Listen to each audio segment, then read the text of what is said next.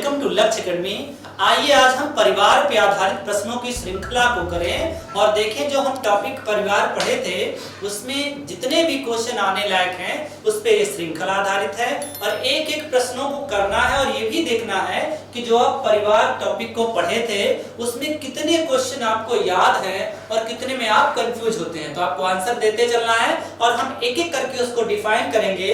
जो भी 4 ऑप्शन होंगे उन्हीं पे आधारित सारे प्रश्न होंगे। आइए हम एक एक करके इसको देखते हैं। पहला जो आपका प्रश्न है, पहला है वह परिवार जिसमें पति पत्नी बच्चों के साथ या बच्चों के बिना या बगैर रहती हो। यानी सबसे पहली बात किसकी आती है? पति और पत्नी की। तो ऐसा परिवार होगा जो जिसमें कौन हो? केवल पति और पत्नी हो और पति पत्नी हो लेकिन साथ साथ क्या हो? बच्चे या बच्चों के बिना रहता हो। अब इसमें देखिएगा बच्चों के साथ की बात हो रही, फिर बच्चों के बिना की बात, यानी बच्चों के बगैर बात हो रही। तो ऐसा परिवार क्या होगा? अब आपको इन्हीं चारों में से देखना है कि क्या सही है। तो पहला अनुपूरित एकल परिवार। परीक्षा में जब भी आप बैठिए एग्जामिनेशन हॉल में तो वहां देखिएगा कि परीक्षा कक्ष में आप बड़े जल्दी से क्वेश्चन पढ़ते हैं, है नहीं है, ध्यान नहीं देते हैं। और जब भी आप एग्जामिनेशन हॉल से बाहर निकल के आते हैं तो तुरंत मुंह बनाते हैं, अरे बाप रे, है ना, गलती हो गई हमसे। तो वहां तुरंत रोना लगते हैं कि भाई 2 क्वेश्चन गड़बड़ हो गया, फिर आगे मिला उसका 3 क्वेश्चन। क्यों? क्योंकि कहीं है कहीं नहीं है, उस पे आपका ध्यान नहीं गया।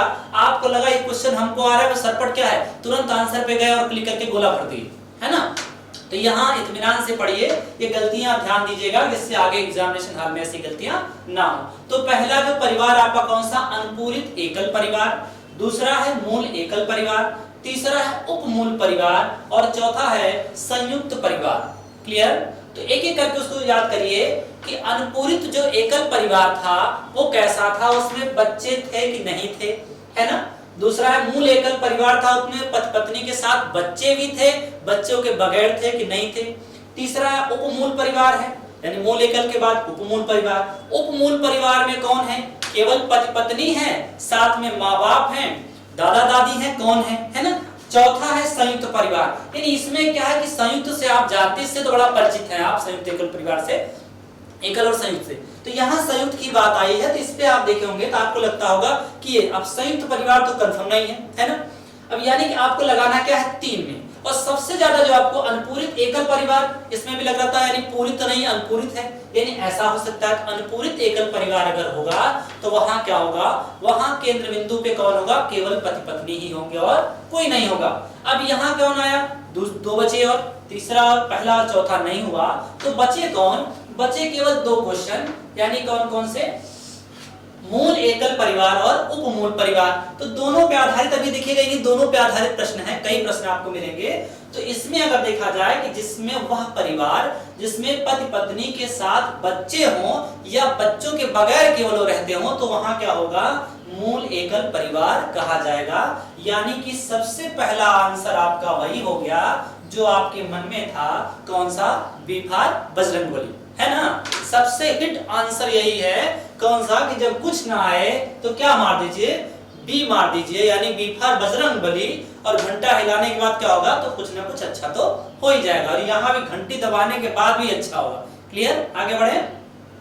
अब हम दूसरा अगर देखें, जो नेक्स्ट क्वेश्चन है आपका, दूसरा है वह परिवार जिसमें कोई विधवा विधुर अपने अविवाहित, ध्यान से रखिएगा, वह परिवार जिसमें कोई विधवा या विधुर अपने अविवाहित बच्चे या सगे भाई बहनों के साथ रहता हो। ध्यान दीजिएगा, एक बार फिर से जाइएगा पिछले वीडियोस में, वहां आपको मिलेगा कि यानी ये सेशन पूरा उसमें है और पढ़ाया भी गया है कि वह परिवार जिसमें विधवा विधुर तो है ही, साथ साथ के अपने अविवाहित बच्चे या सगे भाई बहनों के साथ रहते हो। तो ऐसा परिवार कौन सा परिवार हो सकता है?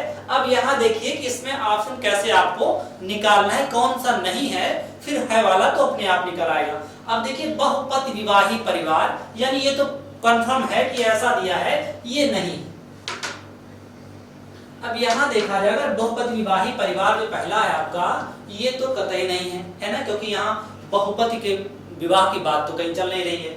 दूसरा है उपमूल परिवार, ये क्या है? हो सकता है ना। इसमें देखेंगे एक विवाही परिवार, यानी ऐसा नहीं है किसी का है। फिर क्या है, समरक्त परिवार। अब यहां देखिए कि ऐसा दो ऑप्शन ऐसे आपके पास हैं जो हो सकता है, एक विवाहित परिवार या बहुपति परिवार क्या है, नहीं हो सकता है। अब हमको देखना क्या है, समरक्त परिवार यानी समान रक्त वाले जो होंगे वो हो सकता है, या उपमूल परिवार हो सकता है। तो याद करिएगा, जब विधवा विधुर अपने अविवाहित बच्चे या भाई बहनों के साथ रहते हैं तो ऐसा परिवार उपमूल परिवार कहा जाता है। कैसा होगा, ऐसा परिवार क्या होगा, उपमूल परिवार कहा जाएगा, एक विवाहित परिवार नहीं कहा जाएगा। क्लियर है? आगे देखें, नेक्स्ट क्वेश्चन देखिए कि वह जिन परिवारों में व्यक्ति, देखिए कितना अच्छा क्वेश्चन है, कि जिन परिवारों में व्यक्ति के जन्म लेने पर उनका पालन पोषण उन्हीं परिवारों में होता है कहलाता है। अब बताइए कि ऐसा परिवार जिसमें आपका जन्म हो और उसी में क्या, उसी में आपका लालन पालन हो, तो ऐसे परिवार को हम कहते हैं, पहला होगा समरक्त परिवार, दूसरा होगा जन्म मूलक परिवार, तीसरा होगा प्रजनन मूलक परिवार, चौथा है मातृकुल परिवार। अब देखिए इसमें भी कैसे निकालिए, समरक्त परिवार यानी फिर बात आ गई किसकी, यानी समान रक्त वाले बात आ गई। यानी ऐसा तो नहीं है कि ऐसा परिवार होगा जो समान रक्त की बात कर रहा है, नहीं, यहाँ तो केवल व्यक्ति के जन्म पर उसका लालन पालन हो रहा है, तो ऐसा कौन सा परिवार होगा, यानी जन्म की बात कर रहे हैं तो देखो एकदम क्लियर ऑप्शन है, तो जन्म की बात हो रहा है तो क्या होगा, जन्म मूलक परिवार होने के चांसेस ज्यादा हैं। क्या जन्म से आधारित कोई और भी उसमें है? अब बात आ रही किसके, यानी प्रजनन मूलक परिवार, ये भी हो सकता है ना। मातृकुल परिवार और समरक्त परिवार ये दोनों क्या है, नहीं हो सकते हैं, लेकिन इनमें दो फंसता है। जब भी एग्जामिनेशन हॉल में आप देखते हैं तो फंसता जो आखिर जाके दो ही ऑप्शन पे होता है, फिर मन में आता है बी किसी है ना, ऐसा होता है, कभी ए बी ऐसे होता है, तो वो जो फंस जाता है और अंत में मारते क्या है। तो ऐसे में हमने कहा बार बार ध्यान दिया करिए, जो आपके मस्तिष्क में पहली बार आता हो पढ़ने के बाद, इत्मीनान से पढ़ने के बाद, वही ऑप्शन सही होते हैं, इसलिए दूसरे पे आप ना जाएं। क्लियर है? तो यहाँ अगर बात होगी तो सबसे अच्छा आंसर जन्म की बात है, तो कौन सा परिवार होगा, जन्म मूलक परिवार कहा जाएगा। जिसको जन्म में हो, जिस परिवार में जन्म लेने के बाद लालन पालन वही होगा, उस परिवार को हम जन्म मूलक परिवार कहते हैं। क्लियर है?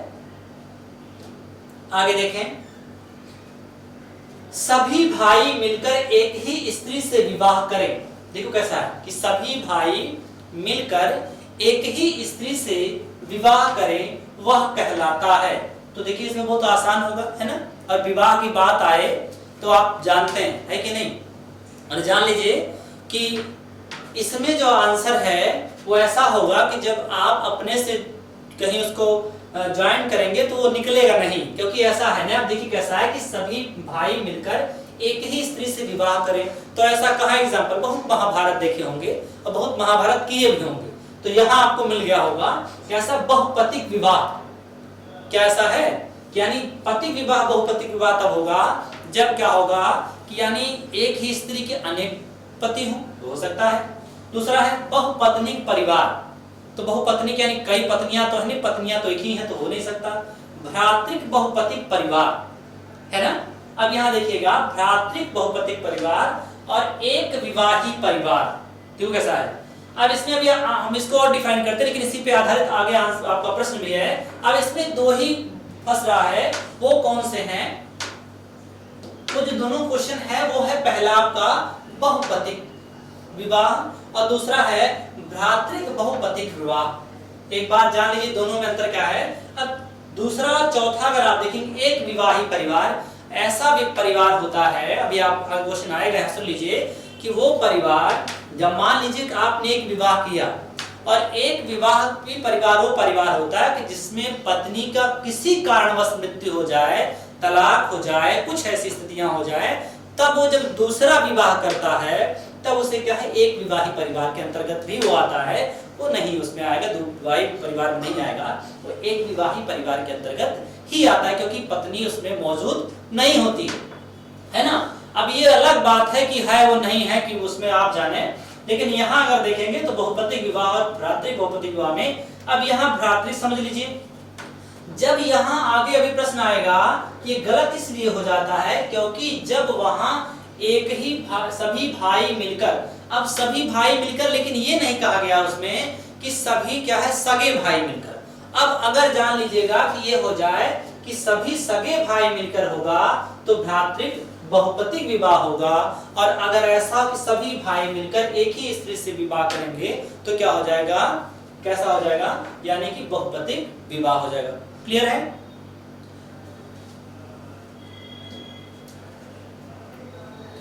एक परिवार जिसमें परिवार के निर्माणात्मक और अधिकारक सभी शक्तियां परिवार के बड़े मुखिया के हाथ में है कहलाता है।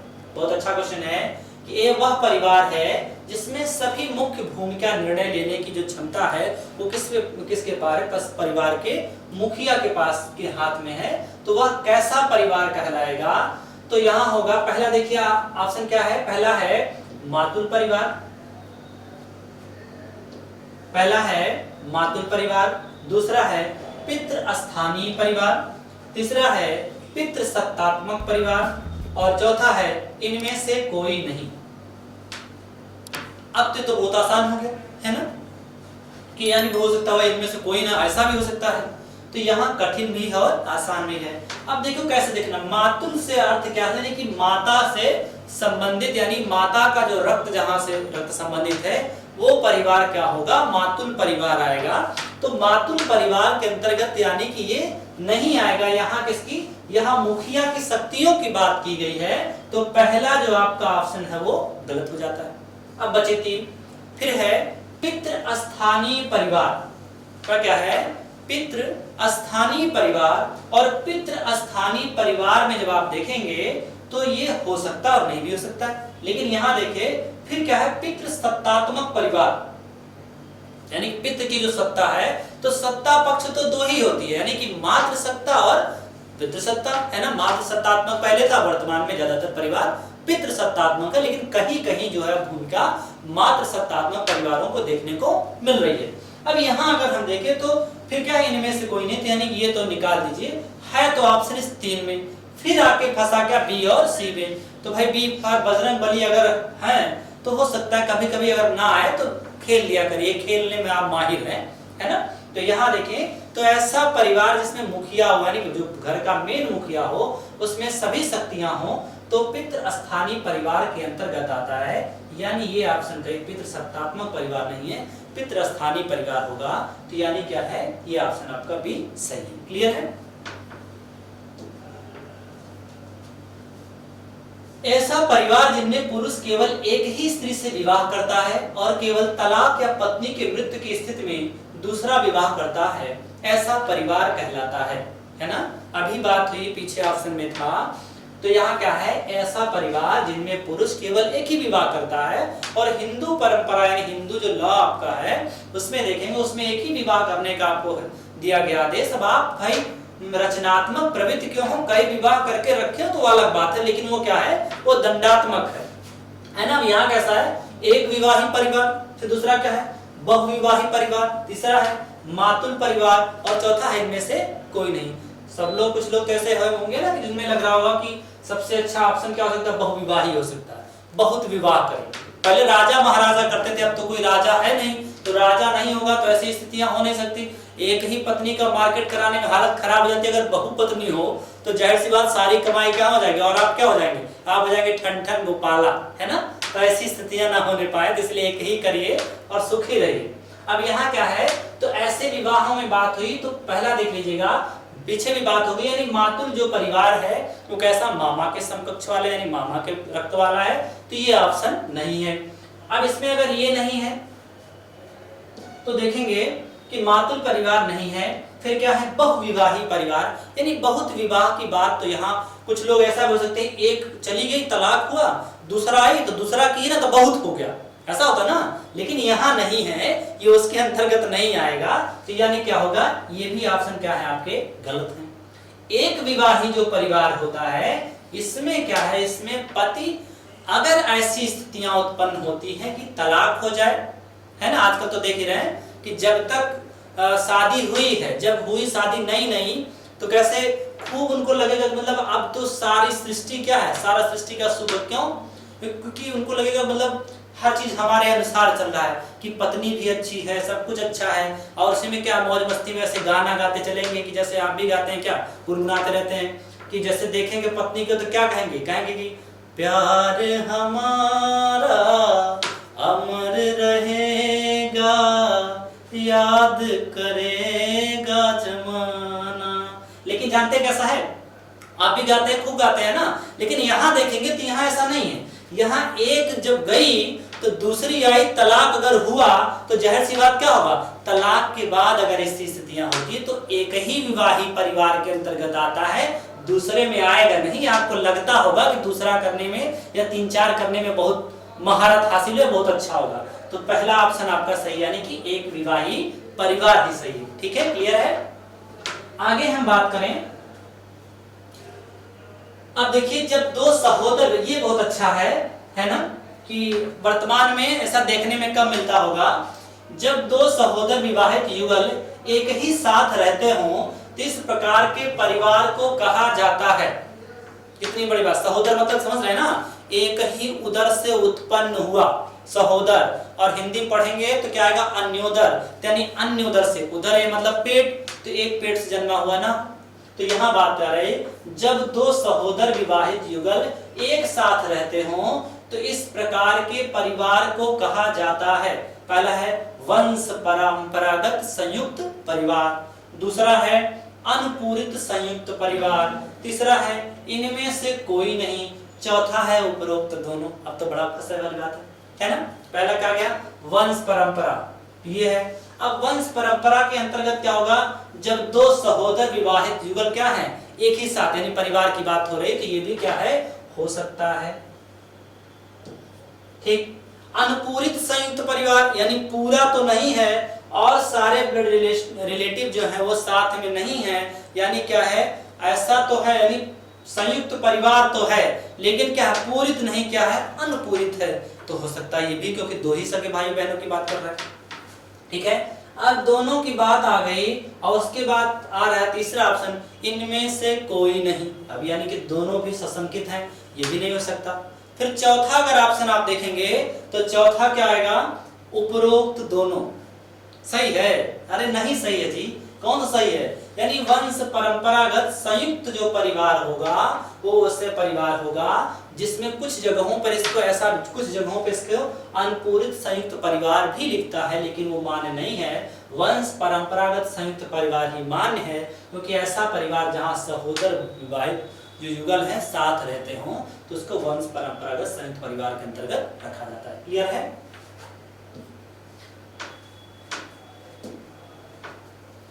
इसके बाद है अधिकार के आधार पर परिवार के कितने प्रकार होते हैं।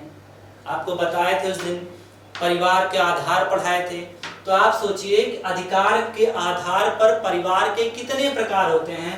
तो अधिकार किसके किसके पास है, एक के पास, कि दो के पास, कि तीन के पास। अब ऑप्शन क्या है देख लें, पहला एक के पास, अब एक के पास नहीं है तो दूसरा ऑप्शन है क्या है, दो के पास, अब दो के पास भी नहीं है तो क्या है, तीन के पास, और अधिक हो तो क्या है, यानी 5 के पास, है ना।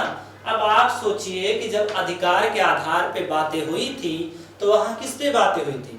अधिकार अगर एक ही का होगा तो ऐसा तो है निरंकुश सत्ता हो जाएगी, तो जाहिर सी बात एक तो नहीं होगा, इससे ज्यादा ही होगा।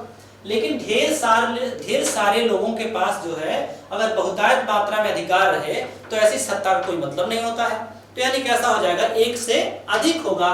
यानी आप याद करिए, मात्र सत्तात्मक और पितृ सत्तात्मक की बात हुई थी। तो अधिकार के आधार पर अगर हम बात करें कि कितने प्रकार हैं परिवार के, तो कितने प्रकार होते हैं, 2 ही प्रकार होते हैं।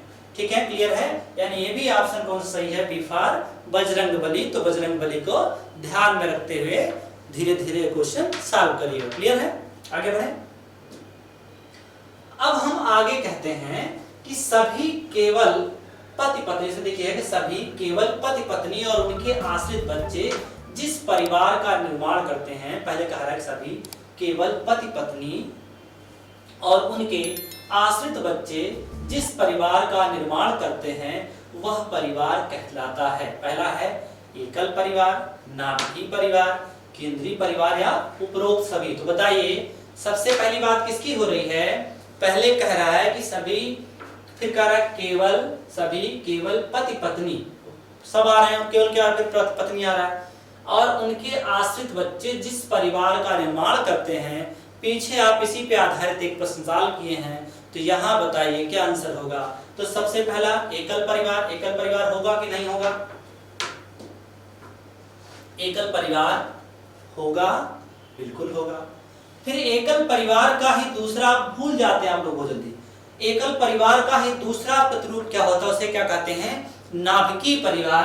तो यानी बातें तो तीनों वही लिखी है ना, एकल परिवार हो, नाभिकीय परिवार हो या केंद्रीकृत परिवार हो, यानी बातें तीनों की एक हो रही हैं। और चौथा ऑप्शन आपके लिए रखा हुआ है, वो क्या है? उपरोक्त सभी। तो यहाँ आंसर क्या होगा? यहाँ बी फॉर बजरंगबली नहीं आएंगे, यहाँ डी होगा, यानी सभी ऑप्शन, यानी सभी आंसर सही है। क्लियर है? आगे हम बढ़े। यदि कोई नव दंपत्ति, क्या बात है ना, बात आई किसकी? नव दंपत्ति की। और आजकल जो है कोरोना में बहुत सी नव दंपत्तियां बने, बड़ा अच्छा रहा। एक चीज देखने को मिला, प्रकृति की मार में लोग जो है भूल गए कुछ, क्या? अपना आडंबर भूल गए कि मानव जो है आजकल इतना आडंबर युक्त हो गया है कि वह सबसे ज्यादा उसको आडंबर किसमें आ गया है? कुछ भी करेगा तो मुंह ऐट के फोटो जरूर लगाएगा, कहाँ पे? स्टेटस पे। यानी ये स्टेटस जो है उसका स्टेटस सिंबल हो गया है कि साहब कर क्या रहे हैं। हर चीज जान लीजिएगा, आप मंदिर से लेकर जो मंदिर के पूजा गृह में जाते हैं तो ये नहीं देखते हनुमान जी आए हैं, हनुमान जी को प्रणाम करने को, हो सकता है नौकरी वोकरी मिल जाए, प्राइमरी में योगी जी वैकेंसी ढेर सारा ले आते हैं, नहीं तो फिर कोरोना हिलाएंगे। लेकिन नहीं, उनको कैसा लगता है? उनको लगता है कि ऐसा कुछ भी हो जाए, बस एक ही बात हो कि हमारा फोटो अच्छा आना चाहिए। क्यों? क्योंकि आगे दंपत्ति वाली बात आएगी, हो सकता है ये जाए जो है लड़की वाले दिखाने, उनको लगे हाँ लड़का हनुमान जी का बहुत बड़ा भक्त है तो अच्छा ही होगा, है ना। लेकिन ऐसा ना सोचे कि रे सारे हनुमान भक्त अच्छे नहीं होते हैं, इस बात को ध्यान रखिएगा, है ना। तो आगे प्रश्न देखें। यह नवदंपति पति के कह रहा है कि यदि कोई नवदंपति पति के मामा के परिवार में जाकर रहे तो ऐसा परिवार कहलाता है। अब सोचिए कि पति कहाँ जा रहा है और कैसा विवाह, ऐसा परिवार तो पक्का जान लीजिएगा कौन सा होगा, यानी कि प्रेम विवाह होगा। कि भैया अगर वैसी विवाह होगा जिसे आप कहते हैं अरेंज मैरिज, अगर ऐसा हो तो जाहिर से कहाँ घर में रहेगा ना, मामा के यहाँ जाने कौन सी जरूरत हुई। तो मामा के यहाँ जाने की जरूरत तब पड़ी जब भाग कर शादी की और मामा के पास गए, कहे मामा ऐसा नहीं हो रहा, अब हम तो घर पे रह नहीं पाएंगे, तो क्या आओ फिर ठीक है रहिए। ऐसा परिवार कैसा कहलाएगा? इस चारों ऑप्शन में आप ठेठ में समझ सकते हैं। जैसे पहला क्या है? पहला मातुल परिवार, पहला। दूसरा है नव स्थानीय परिवार, तीसरा है मातृ स्थानीय परिवार, और चौथा उपरोक्त सभी। तो पहला देखिए, अब मातुल परिवार है तो पहला ऑप्शन ये सही थोड़ा सा हो सकता है, क्योंकि ये क्या है, आए हैं ना मामा के यहाँ रहने के लिए, घर पे तो जगह है नहीं रहने की और हिम्मत भी नहीं है। दूसरा क्या है? नव स्थानीय परिवार। अब नव स्थानीय परिवार कैसा होगा, यानी नया स्थान, कोई नव स्थान, ऐसा तो हो नहीं सकता कि नए जगह गए हो, तब हो जाएगा जब बंबई भाग के जाएं और रहें तब तो होगा, लेकिन ऐसा है नहीं मामा क्या गए, यानी ये ऑप्शन आपका नहीं हो सकता है। चौथा आपका है मातृ स्थानीय परिवार, हाँ ये हो सकता है, क्योंकि मातृ स्थानीय से आप कंफ्यूज कैसे होंगे, क्योंकि माता के स्थान पे तो माता यहाँ चले आए तो पुत्र यहाँ से वहां चले आए, ऐसा नहीं होता, ये रक्त संबंधित नहीं है, रीजनिंग नहीं है ना। तो यहाँ क्या है, यानी उपरोक्त सभी तो नहीं हो सकता। क्यों? क्योंकि इसमें से बी फॉर बजरंगबली पहले ही गलत हो गए हैं, तो यानी ये जो ऑप्शन ये भी गलत है, तो दो तो नहीं।